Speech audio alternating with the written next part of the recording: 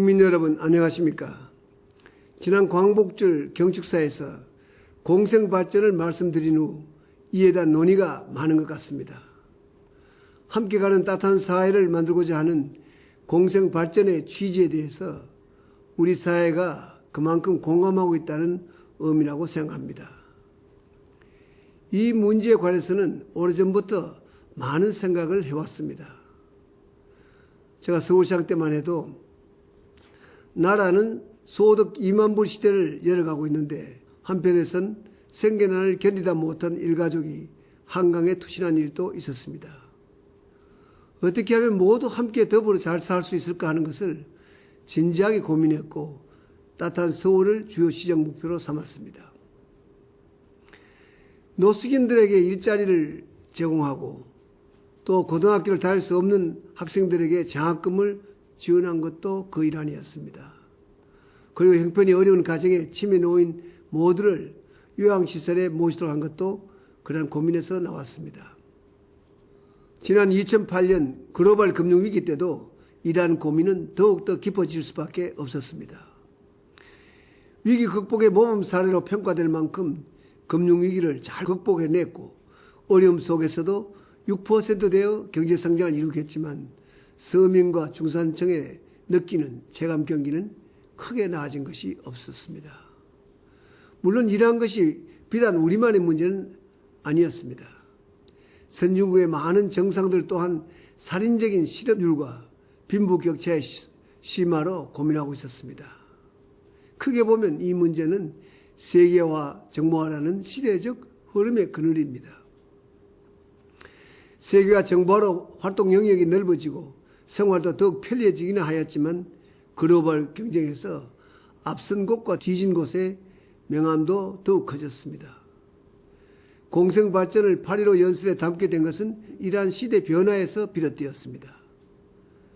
공생발전은 우리 사회도 자연 생태계와 같이 서로 도움을 주고받으며 함께 더불어 사는 공존의 숲을 만들고자 하는 것입니다.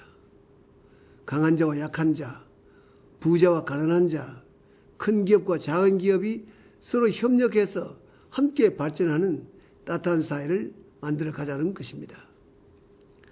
최근 미국과 유럽 나라들의 재정 위기를 지켜보면서 저는 이 같은 구상을 더욱 굳혔습니다.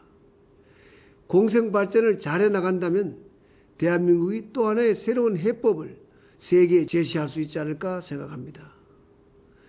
공생 발전을 위해서는 무엇보다 튼튼한 나라 살림이 뒷받침되어야 합니다. 국가 재정이 튼튼해야 경제가 어려울 때 가장 먼저 어려움을 겪는 서민들을 보살필 수가 있습니다. 2013년까지 균형 재정을 이루려는 것도 바로 그 때문입니다. 급변하는 세계 경제 흐름 속에서 재정 건전성을 지키지 못한다면 구멍난 배로 망망대해를 향해하는 것과 같다고 봅니다. 선심선 복지로 국가 부도의 위기에 이른 남유럽 국가들의 사례는 우리에게 큰 교훈을 주고 있습니다. 얼마 전 한국을 찾은 그리스의 석학 하치스 아테네 대학 교수는 뼈아픈 충고를 우리에게 던졌습니다. 그는 그리스가 지금과 같은 부도가 난 것은 복지 포퓰리즘의 두 거대 정당이 경쟁적으로 나섰기 때문이라고 하면서 한국은 부디 그리스의 전철을 밟지 말라고 말했습니다. 한번 집행되기 시작한 정책은 그만두기 어렵습니다.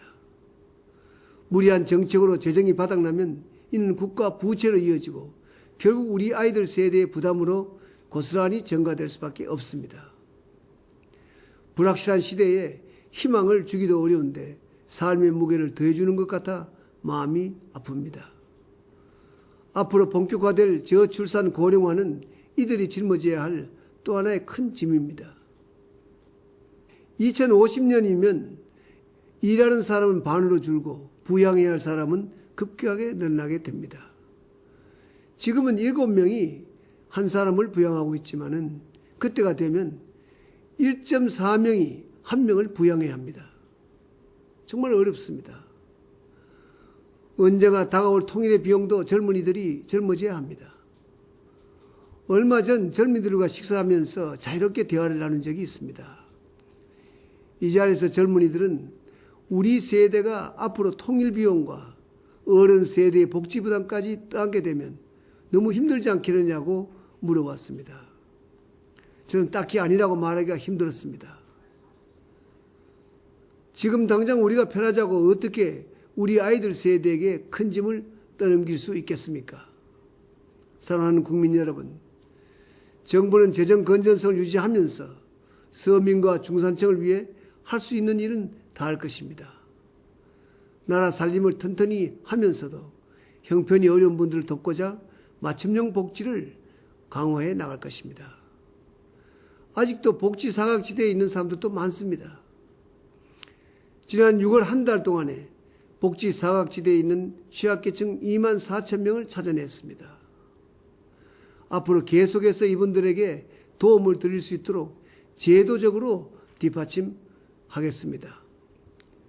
나라 살림을 알뜰하게 꾸리면서도 국민 여러분의 어려움도 함께 생각하겠습니다. 이번 여름은 유난히도 비가 많았습니다. 여름날에 이처럼 햇볕이 기다려지기는 처음입니다. 날씨가 좋아져서 더 이상 비 피해가 없고 금년 농사도 잘 되었으면 좋겠습니다. 고맙습니다.